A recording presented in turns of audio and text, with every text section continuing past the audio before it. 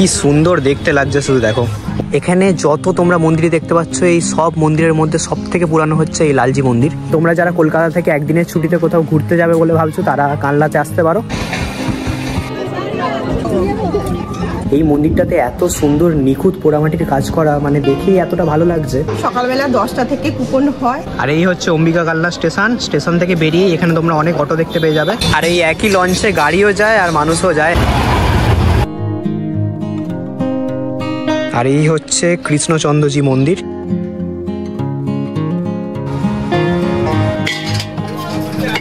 লঞ্চে করে এখন চলে এলাম কালনা ফেরিঘাট থেকে শান্তিপুর ফেরিঘাট।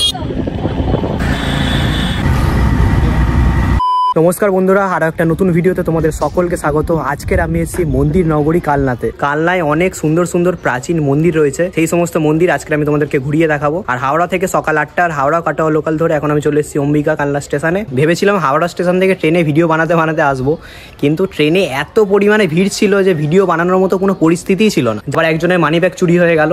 যার মানিব্যাগ চুরি হয়েছে উনি প্রতিদিনই লোকাল ট্রেনে যাতায়াত করে, তবুও ওনার মানিব্যাগ চুরি হয়ে গেছে।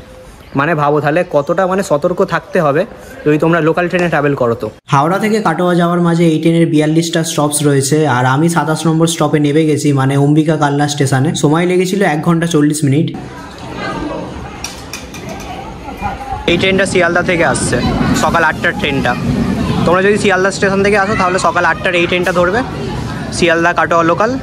তো এই ট্রেনটা করে তোমরা চলে আসতে পারবে অম্বিকা কালনা স্টেশনে। তোমরা যারা হাওড়া বা শিয়ালদা থেকে আসছো তাদেরকে বলবো যে তোমরা সকাল 8টার ট্রেনটাই ধরো, তাহলে এখানে 10টার মধ্যে পৌঁছে যাবে আর তারপর ভালোভাবে মন্দিরগুলো ঘুরতে পারবে। আর এই হচ্ছে পুরো অম্বিকা কালনা স্টেশন, বেশ বড় স্টেশন, জাংশন যেহেতু।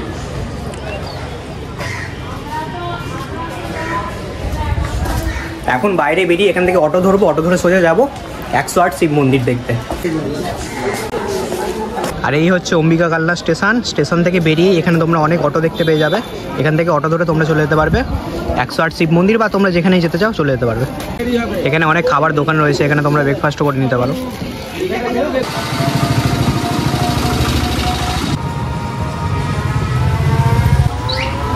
এই হচ্ছে এসে গেছে 108 শিব মন্দির। কালনা স্টেশন থেকে 108 শিব মন্দির আসতে টোটো ভাড়া নেয় হচ্ছে পার পার্সন 10 টাকা করে, আর যদি তোমরা রিজার্ভ করে নাও মানে 5 জনের তাহলে 50 টাকা। এই হচ্ছে 108 শিব মন্দির, বাইরে থেকেই দেখতে দারুণ লাগছে। 108 শিব মন্দিরের বাইরেও তোমরা অনেক টোটো পেয়ে যাবে, এখান থেকেও তোমরা সাইট সিন করতে পারো টোটো ভাড়া করে। আর এই হচ্ছে 108 শিব মন্দিরে ঢোকার এন্ট্রেন্স। তো এখন মন্দিরের ভেতরে ভিডিও করার এই টিকিট কেটে নিয়েছি 25 টাকা দিয়ে। কি সুন্দর দেখতে লাগছে শুধু দেখো, মন্দিরগুলো পরপর রয়েছে। 1809 খ্রিস্টাব্দে বর্ধমানের রাজা মহারাজ তেজ বাহাদুর এই 108 শিব মন্দিরটি নির্মাণ করেন। এই 108 শিব মন্দির দুটি বৃত্তে অবস্থিত, বাইরের বৃত্তে রয়েছে 74টা শিব মন্দির আর ভেতরের বৃত্তে রয়েছে 34টা শিব মন্দির।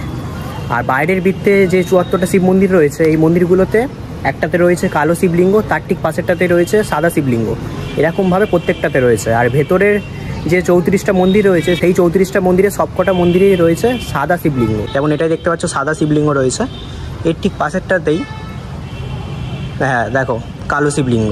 এরকমভাবে প্রত্যেকটা মন্দিরেই ওরমভাবে রয়েছে। আর ভেতরের বৃত্তে যে 34টা মন্দির রয়েছে সেই সবকটাতেই রয়েছে সাদা শিবলিঙ্গ। আর এখন ঢুকছি ভেতরের বৃত্তে। তো এই হচ্ছে ভেতরের বৃত্তের 34টা মন্দির। আর যেটা তোমাদের এক্ষুনি বলছিলাম যে ভেতরের বৃত্তের সবকটা মন্দিরেই রয়েছে সাদা শিবলিঙ্গ। এখানে দেখতে পাচ্ছ সাদা শিবলিঙ্গ, এর ঠিক পাশেরটাতেও রয়েছে সাদা শিবলিঙ্গ। এরকম ভেতরের বৃত্তের সবকটা মন্দিরেই রয়েছে সাদা শিবলিঙ্গ।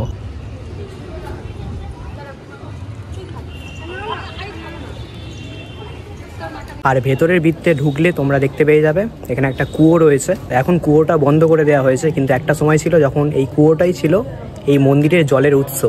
এই হচ্ছে দেখতে পাচ্ছ কুয়োটা, এখন বন্ধ করে দেওয়া হয়েছে। এই যে 108 শিব মন্দির, এই মন্দিরগুলো ওপর থেকে দেখতে অনেক বেশি ভালো লাগে। আমার কাছে যদি ড্রোন আরে থাকতো তাহলে আমি তোমাদেরকে দেখাতাম যে ওপর থেকে এই মন্দিরগুলোকে দেখতে কতটা সুন্দর লাগে। নিচ থেকেও দেখে খুবই ভালো লাগছে, কিন্তু ওপর থেকে দেখলে আরও অনেক বেশি ভালো লাগে মন্দিরগুলোকে, কারণ পুরোপুরিভাবে গোল শেপে রয়েছে। মন্দির সকাল 7টা থেকে সন্ধ্যে 7টা অবধি খোলা থাকে। তো তোমরা যদি 8টার ট্রেনটা নাও ধরতে পারো হাওড়া থেকে, তাহলে 8টার পর হাওড়া থেকে কাটোয়া লোকাল আছে আবার 10টায়। তো 10টার ট্রেনটা ধরেও তোমরা চলে আসতে পারো। আর আমি বলবো যে তোমরা 8টার ট্রেনটাই ধরো, তাহলে সকাল সকাল মানে 10টার মধ্যে এখানে ঢুকে যাচ্ছ, তারপর মানে ভালোভাবে এই সব মন্দিরগুলো ঘুরতে পারবে, মানে সময়টা অনেকটা বেশি থাকবে তোমাদের কাছে। যদিও আমি এই মন্দির মানে 108 শিব মন্দিরটা ঘুরছি, আর এর পাশেই রয়েছে রাজবাড়ি কমপ্লেক্স। তো ওইখানে যে কটা মন্দির আছে ওই সমস্ত মন্দিরগুলো ঘুরবো। আমি তোমাদেরকে মূল মন্দিরগুলো ঘুরে দেখাচ্ছি, কিন্তু তোমরা চাইলে এখানে আরও অনেক মন্দির রয়েছে, সেই সমস্ত মন্দিরগুলো ঘুরে দেখতে পারো।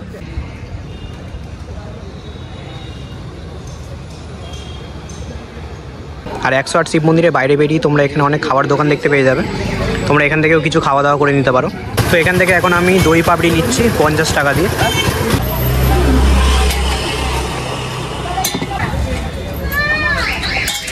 ঝালটা অল্প, তাই তো? হ্যাঁ, ঝাল অল্প।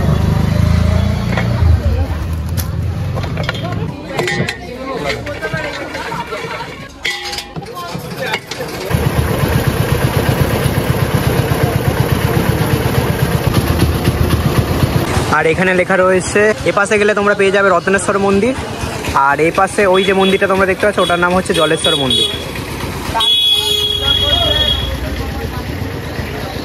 108 শিব মন্দিরের ঠিক উল্টো দিকেই রয়েছে রাজবাড়ি কমপ্লেক্স। এখন ঢুকে গেছি রাজবাড়ি কমপ্লেক্সে। আর রাজবাড়ি কমপ্লেক্সে অনেক মন্দির রয়েছে এখানে। এই যে মন্দিরটা তোমরা দেখতে পাচ্ছ এটা হচ্ছে প্রতাপেশ্বর মন্দির। 19th সেঞ্চুরিতে এই মন্দিরটা বানানো হয়েছিল।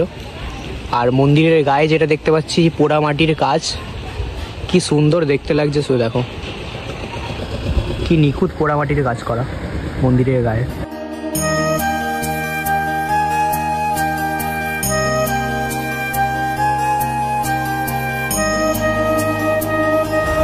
আর এখন চলো আস্তে আস্তে এগিয়ে যাই।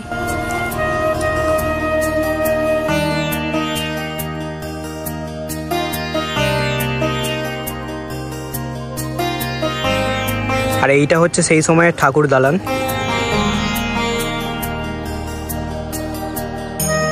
এখন এই যে মন্দিরটা তোমরা দেখতে পাচ্ছ এই মন্দিরটার নাম হচ্ছে রূপেশ্বর মন্দির। 1765 খ্রিস্টাব্দে রূপকুমারী দেবী এই মন্দির প্রতিষ্ঠিত করেন। রূপেশ্বর মন্দির দেখার পর আমরা এখন ঢুকে যাব লালজি মন্দির দেখার জন্য। এখানে দেখতে পাচ্ছ লেখা রয়েছে লালজি মন্দির। 1739 সালে লালজি মন্দির নির্মাণ করা হয়েছিল। এখানে যত তোমরা মন্দির দেখতে পাচ্ছ এই সব মন্দিরের মধ্যে সব থেকে পুরানো হচ্ছে এই লালজি মন্দির। আর এখানে রয়েছে সেই সময়ের পালকি, এটা দেখতে পাচ্ছ, এটা হচ্ছে সেই সময়ে ব্যবহার করা হতো এই পালকিটা।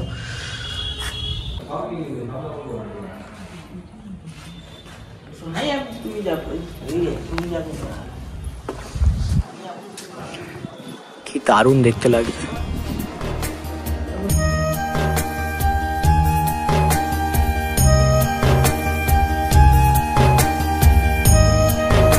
1739 খ্রিস্টাব্দে বর্ধমানের মহারাজা কীর্তিচাঁদ রায় তার মা ব্রজকিশোরী দেবীর জন্য এই মন্দির নির্মাণ করেন। আর এই মন্দিরের 25টি চূড়া রয়েছে। পশ্চিমবঙ্গে মাত্র 5টি 25 চূড়া মন্দির রয়েছে, আর তার মধ্যে 3টি অম্বিকা কাল্লায় অবস্থিত, লালজি মন্দির, কৃষ্ণচন্দ্র মন্দির আর গোপালজি মন্দির।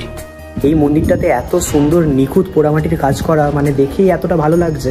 আর এখনও অনেক ভালো অবস্থায় আছে, যেহেতু আর্কিওলজিক্যাল সার্ভে অফ ইন্ডিয়ার তত্ত্বাবধানে রয়েছে এই মন্দিরটা, এই সমস্ত মন্দিরগুলোই, তাই আর কি এত পুরনো হওয়ার সত্ত্বেও এখনও অনেক ভালো অবস্থায় রয়েছে।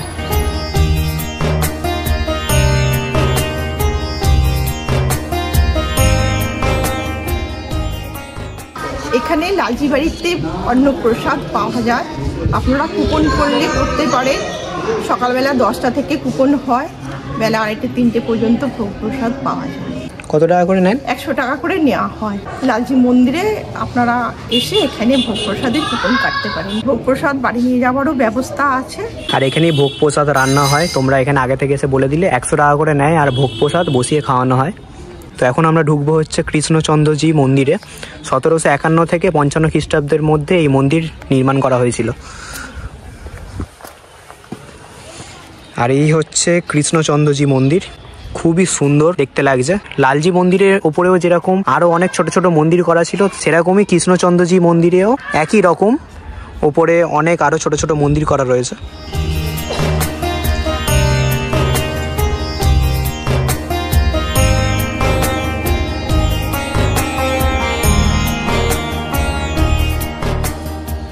এই মন্দিরটা হচ্ছে বিজয় বৈদ্যনাথ মন্দির। কৃষ্ণচন্দ্রজি মন্দিরের ঠিক পাশেই রয়েছে এই মন্দিরটা। এবার আমার দিকে তাকাও।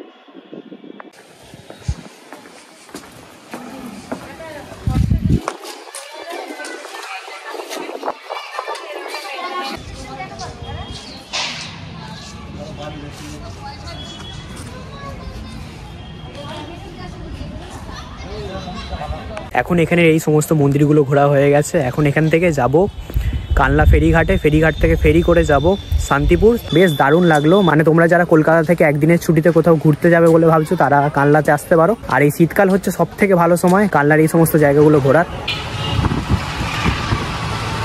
তো এখন 108 শিব মন্দির থেকে টোটো ধরে যাচ্ছে এখন কানলা ফেরিঘাটে।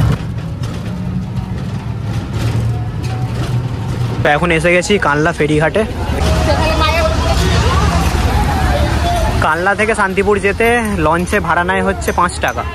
আর এই একই লঞ্চে গাড়িও যায় আর মানুষও যায়, একসাথেই সবাই যায়। সেখানে বাইকারেও আসছে, মানে বাইকারেও লঞ্চে উঠবে।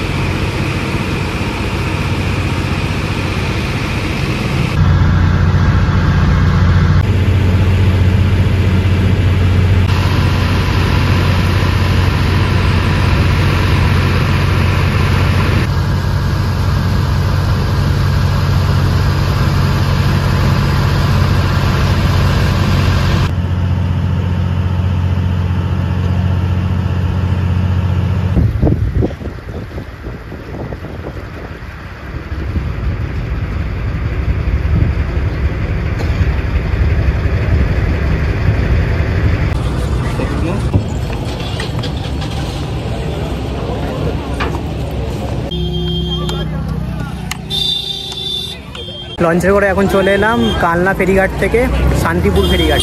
এবার এখান থেকে টোটো করে যেতে হবে শান্তিপুর স্টেশনে। দেখি টোটো কি অটো পাই।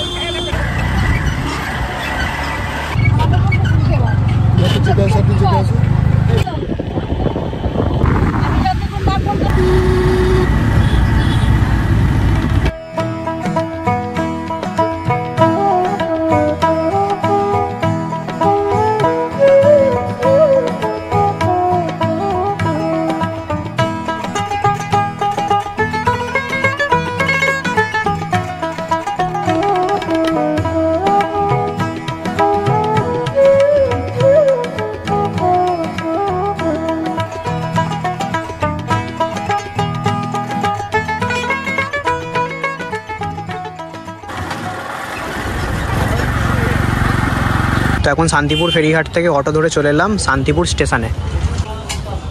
আর সময় লাগে ওই 30 মিনিটের মতো। তবে প্রথম 10 মিনিটের যে রাস্তাটা ছিল মানে দারুণ লেগেছে আমার। পুরো গ্রাম্য পরিবেশ, খুবই সুন্দর ছিল রাস্তাটা। আর এই হচ্ছে শান্তিপুর স্টেশন। এখন ঘড়িতে সময় হচ্ছে 2:30 বেজে গেছে। 2:30 ট্রেনটা মিস হয়ে গেল। 5 মিনিট পরে ঢুকেছি, 5 মিনিট আগে এলেই ওই ট্রেনটা পেয়ে যেতাম। এখন 1 ঘন্টা ওয়েট করতে হবে স্টেশনে, কিছু করার নেই। এই হচ্ছে শান্তিপুর স্টেশনের বাইরেটা। আর এখন টিকিট কেটে নিয়েছি শিয়ালদা যাওয়ার জন্য। শান্তিপুর থেকে শিয়ালদা অবধি টিকিট নিল হচ্ছে 25 টাকা। আর এই হচ্ছে ওপর থেকে শান্তিপুর স্টেশন। দেখো তোমাদেরকে বাইরে থেকেও দেখিয়ে দিলাম, ওপর থেকেও দেখে নাও। অনুগ্রহ করে শুনবেন, গাড়ির সংখ্যা 31523 শিয়ালদা শান্তিপুর লোকাল 1 নম্বর প্ল্যাটফর্মে আসছে।